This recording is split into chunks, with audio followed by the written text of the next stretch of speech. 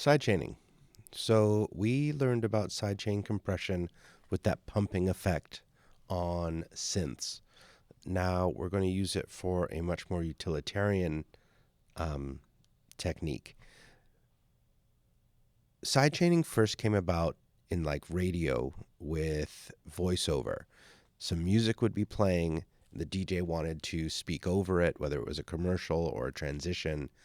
And essentially what was happening was a compressor was put on the music and told to wait for the input from the voice mic.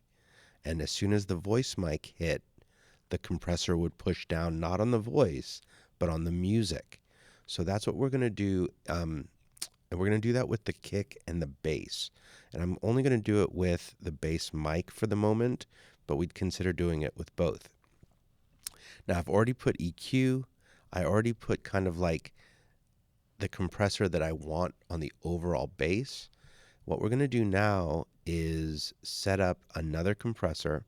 So we're going to put this second compressor on the bass, and it is going to be, at least for now, the Dyne 3 compressor limiter. We are going to come over to the kick and send it to a bus or on a bus. We'll go to bus 3. It's mono, so we're going to choose a mono bus. I brought it up to unity gain. So right now, the kick is going somewhere, but we haven't told it, so we don't hear it. It's just kind of sitting there on a bus.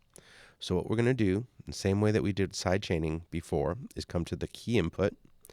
This is what bus are you looking for? We're looking for 3. And then we actually have to turn on sidechain. So what's the input that we're looking for? And then put it to work. So you can kind of start to see rhythmic attenuation. I am going to raise my ratio to just above 4. I think the release time can probably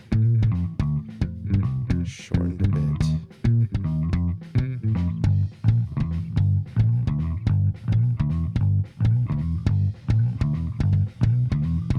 Looking for attenuation.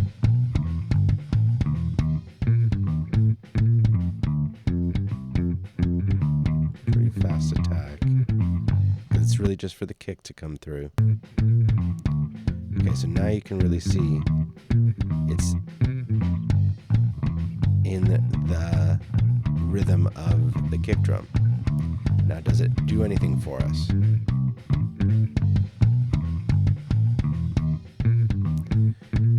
This is one of those subtle things that we know that we are making space.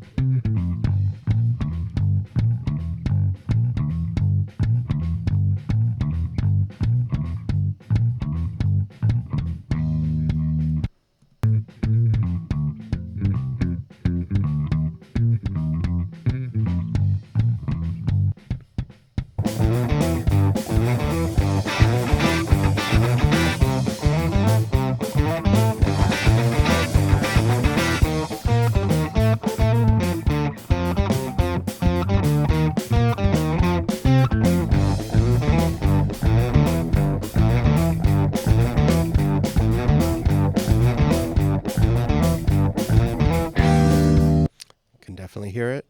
It's subtle, but it helps to kind of just open up the kick, the bass track for the kick. Why is it that we need to do that? It's not just volume.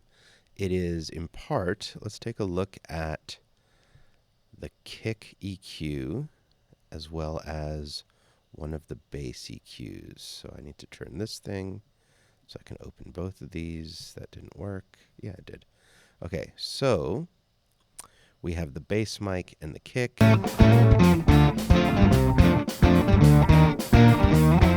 They share,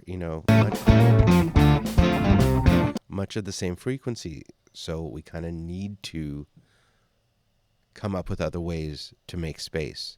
And this kind of sidechain compression is one of them.